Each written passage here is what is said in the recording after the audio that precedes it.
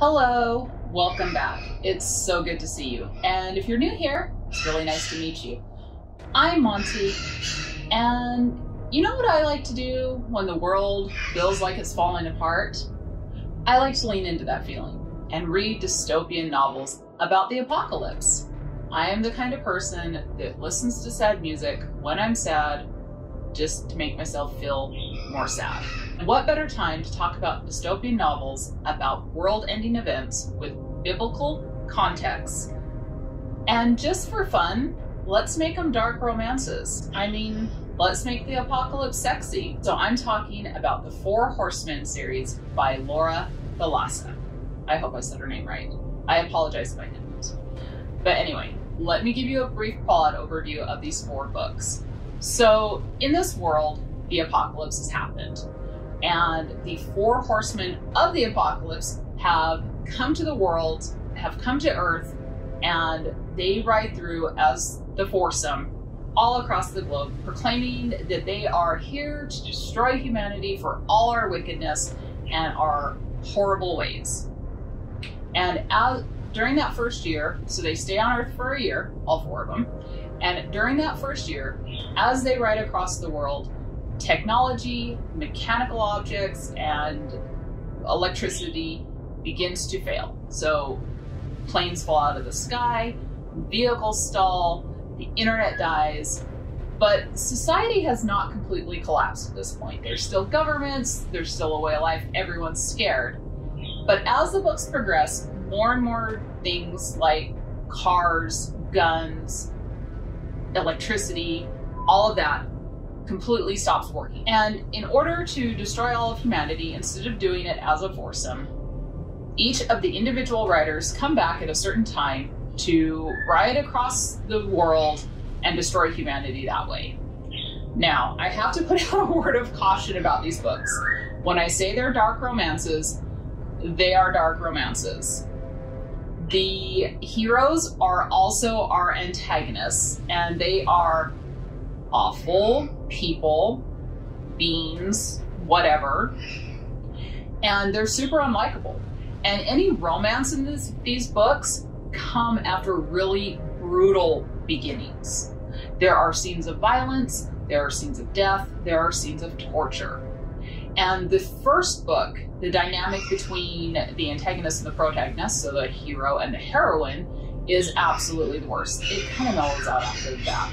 But there's still a lot of violence and blood in all of these books. So I just want to put that warning out there, but if you want to hear about them through a very nice filter, let's talk about them. So the first book is Pestilence, and he is the first horseman that comes back to Earth. Now, side note, I've always heard the 4 horsemen being conquest, war, famine, and death. But I know that there is some interpretations that instead of conquest, it's pestilence, and I think in this series, she absolutely leaned into it being pestilence instead of conquest, just because conquest and war are kind of similar. So just go with it. The first horseman is Pestilence. And in Pestilence's book, this opens 5 years after that whole beginning. So the horsemen came down, they rode across the world for a year and warned everyone that like the end is nigh. And then after that, the world got a 5-year reprieve to kind of try to continue on.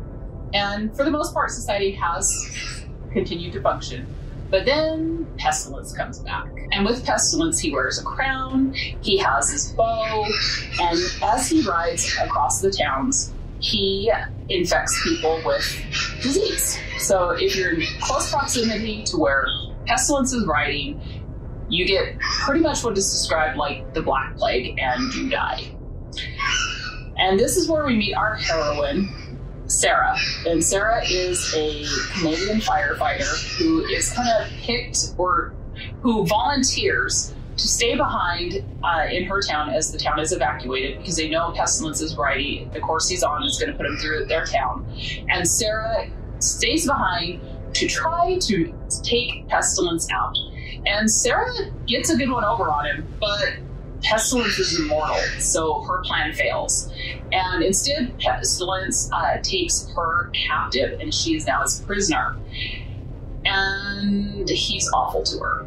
Like, it's hard to read. It's kind of gross.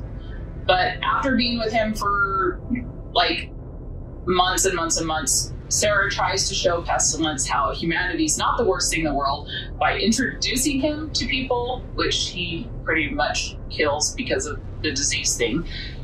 But in the end, Pestilence learns that mercy is a real thing, and even though Sarah showed him no mercy when she had him cornered, he decides to show humanity mercy. And he lays down his bow, and he lays down his quest, and chooses a mortal life because of her. Now, the whole mercy thing is kind of important because each of the heroines of these books are marked with this angelic rune that only the Horsemen can see, and that is kind of like the lesson they have to teach the Horsemen in order to, like, I don't know, stop them. So, mercy it is. All right.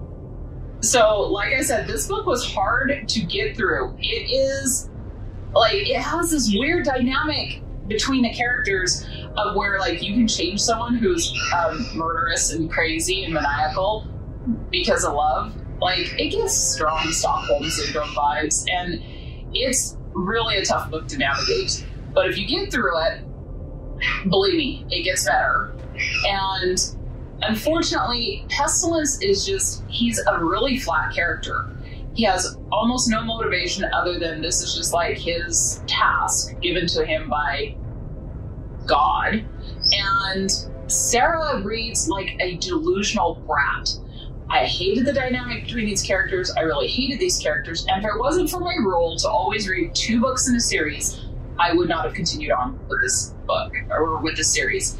I know, I'm not selling this book at all, but this book got 2 stars from me. All right. Second up is War. And War comes to Earth after Pestilence fails at his mission. And this book opens in Jerusalem, where we meet our heroine, Miriam. And Miriam's city is being sacked. Like, her area of the city, where she lives, is being sacked. And she is running from the army of War, who is pillaging her neighborhood. And she's running, she escapes several attackers, and then she is cornered by War himself. And Miriam knows that this is the end, but she is not going to go down without a fight, and she does not give up.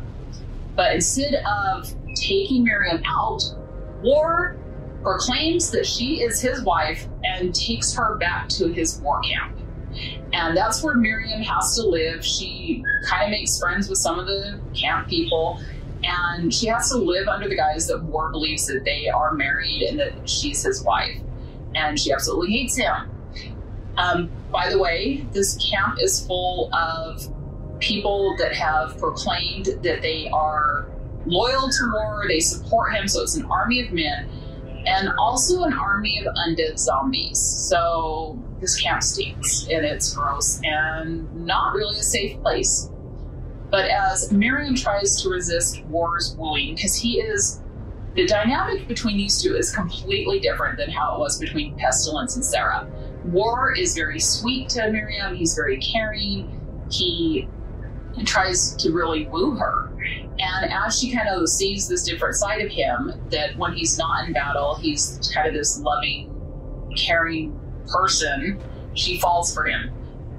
But then one incident changes everything between them, and Miriam immediately flees. She runs away, but it's that same incident that kind of brings Miriam back, and is why War ends up surrendering to her, and she surrenders to War, and he puts down his sword and his cause to choose a mortal life with her. So Miriam's rune is surrender, and in order for War to stop on his bloody rampage, they both must surrender to one another.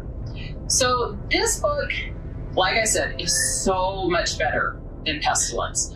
War reads like this, like, extremely exaggerated frat boy who is just there to destroy things and have a great time while doing it, and is surrounded by hooligans that take it to the next level.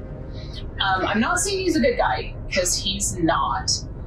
But at the same time, he's not there's more depth to War than there ever was to Pestilence, and it's just, he's so much more relatable. Because in this book, War is portrayed as a man of the people. Granted, like the worst kind of people, but still of the people.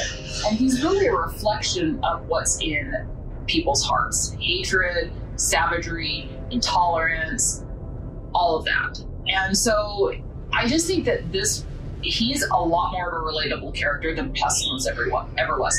Plus, the dynamic between him and Miriam is not as dark. I mean, granted, she is his captive, but it's a dark romance, so it's like, what do you expect? But he's never physically violent with her. He never assaults her. He's actually very protective of her.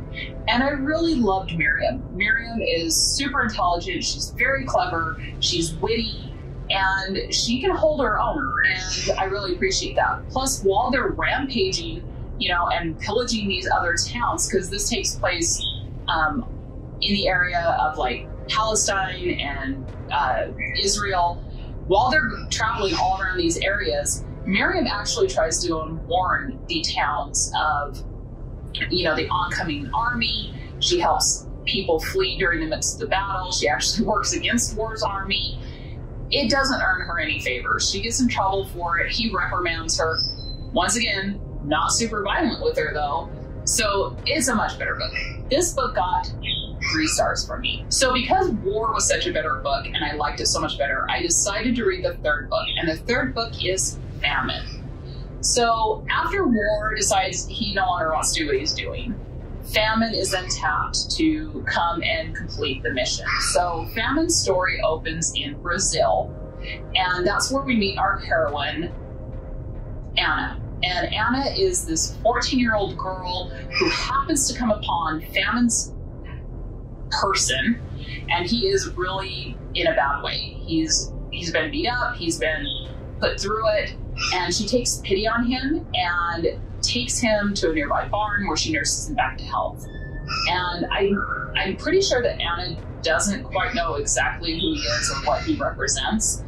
But in gratitude for this, Famine spares Anna's life while he kills everyone else in her town. So there's that. And then flash forward a few years, Anna is now an adult, and Famine has come back to where she's living now and has taken residence in the mayor's house. And Anna decides to go see him to see if he recognizes her, because everyone brings him like gifts and like tributes. So Anna goes, and Famine doesn't recognize her, and he is not so kind this time. And yeah, so Anna perishes, but on the brink of her extinction, she hears a voice that tells her to live, and suddenly her life rushes back to her, and her mortal wounds, which are like multiple stab wounds, are healing. So Anna decides that, yeah, Famine is going to pay for this. And so she approaches Famine again, who then recognizes her as someone that he took out, and because she didn't die, he decides that she should just stay with him, and he keeps her captive. And it's funny because in this book, as they travel from town to town and Famine's raging havoc and destroying crops and killing people with vines, Anna's not super against his whole plot. She's just against the way he does it. And it's a super interesting dynamic with these two and this book in general. It's a lot different than the first 2 books. It's not written the same. It's, I think, written better.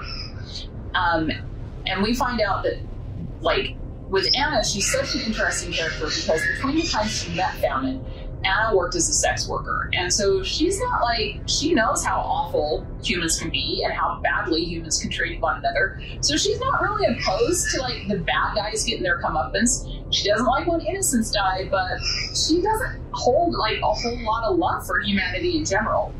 And Famine as a character is amazing. Like, he is sassy, he's funny, and he really just hates humanity in general. He is not a fan of humanity. He thinks humanity has wrecked the planet, wrecked the environment, and he would rather just hang out with plants. So Anna is definitely a force to be reckoned with, and that is what draws Famine to her. And although she's not really big on his plan, and her whole motivation is just to give Famine as good as she got, which is like multiple stab wounds. But as they grow closer and as they talk and they realize more about one another, this allows Famine to learn how to forgive. Forgive Anna, to forgive himself, to forgive those who harmed him, and Anna to do the same. And that's because Anna's room was forgiveness. That's what she teaches Famine. And because of that, Famine is able to bargain for her life against his brother Death. All right, so I know I'm in the minority of this book because I read some reviews and not a lot of people liked it. Personally, this one was my favorite. I absolutely love the way the characters are written. It was an engaging story. And in this one, there's actually other antagonists, so other bad guys that get their comeuppance in it. I loved it. Loved it, loved it. I loved Anna. I thought she was a very intriguing character. She's very complex. She has some valid feelings, and I feel for her. And as far as Famine, like I said, he is sassy, he is witty, he's hilarious. I actually laughed out loud in this book. So this one by far is my favorite. This book does end on a cliffhanger, so it's definitely different than the other two. It's not a fully contained story because it just ends on a cliffhanger. I really loved everything about this book. This book got 3 stars from me. All right, so the 4th book. This is Death. And this book opens in the United States. So Death comes to the world when Famine fails in his quest and renounces his charge, and Death is awoken and comes to finish off humanity. Now, Death is definitely the quickest of killers. He can just walk into a town and everyone just ceases to exist. They lay down and stay down. And in the United States, Death comes to a city, and that's where we meet our heroine, Lazarus. And Death kills everyone in the city except for her. And so Lazarus decides she's going to start following Death to see what's up, and she quickly finds out that she can't die. No matter who Death is slaying, it doesn't affect Lazarus. And so she decides that she's going to take Death out. So they have several meetings where they're battling, they're fighting, and Lazarus always loses. But she quickly comes back. She never stays down. She never stays dead. And it isn't until that she meets with the other 3 horsemen that she learns that maybe this isn't the way to go about it. And they offer her an alternative solution. She should seduce Death in order to get him to stop, because that's what worked for all them. They fell in love, they gave up their purpose. So seduce Death to save the world. But a relationship with Death and an attraction to Death is kind of a dangerous proposition. And unfortunately, Lazarus needs all 3 of the horsemen's help to finally convince their brother Death to lay down his sword and continue and to save all of humanity. Her job essentially is to teach Death to choose life. Okay, so full disclosure, I actually waited for this book. So I'd read the first 3, they were out, I binge read them, I read them, whatever. This one was not out yet. I waited a full year for this book. I was so looking forward to this book because the stories had progressively been getting better, in my opinion. And of course, Death is like such a cool character to play with. It could be such a cool character to write and read about. I mean, he has wings, he is the angel of death. I mean, this has so much potential. This book sucked. I hated this book. It is so nonsensical and so silly. It was like everything else the other books had built up to, had alluded to, everything completely thrown out of the window in this book. Like, it is just so dumb. Like, our heroine Her name is Lazarus.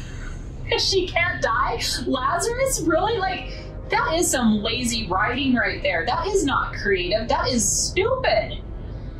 And like, I thought that Death was going to be like this really great character, have a lot of deep emotions.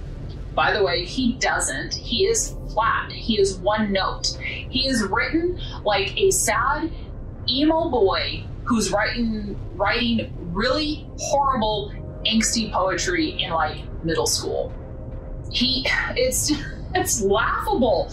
This book is so silly. And like, when we're talking about those runes, like, all the others are somewhat cryptic, right? They're, you know, you have mercy, you have surrender, you have forgiveness. And then with Death, it's just life. The character that can't die, Lazarus, must teach Death to choose life. Like, this is lazy storytelling at its finest here. I'm telling you, I ranted to Mr. B after I read this book for longer than he appreciated, because Mr. B could care less about any of these books I read. But he also always feels my wrath when this happens. And I'm still angry about it. Like, there's so much potential for this book, and it just never materialized. I will say the highlights of this book is that War and Famine are in it, and Famine has this beautiful line that made me laugh. Like, they're great. I could care less about Pestilence. Him and Death could go off and live together happily ever after, and I'd be happy. Like, it was, like, they're dumb. But War and Famine absolutely are the saving grace of this book. And I guess the one positive I can say is it does wrap up the story. You do get a conclusion to this series in this book. So there you go. Each of these books are between 400 to 500-ish pages. They're not super hard reads, other than the fact that they are dark romances. If you go into it knowing that they're dark romances, and if you're like a fan of horror, you might really like this series. If you want some horror with some romance, perfect series for you. Just don't be too, and maybe I'm wrong, but like, that last book was disappointing and I thought it was silly and stupid. But you let me know. Have you read this series? Do you agree with my opinions on these books, or do you completely disagree and think that Death was the best character? I'd love to hear your reasons why. You can let me know in the comments below. If you haven't read this series, are you going to check it out? Do you like dark romances? And while we're on the topic of dystopian novels, let me know your fave picks below.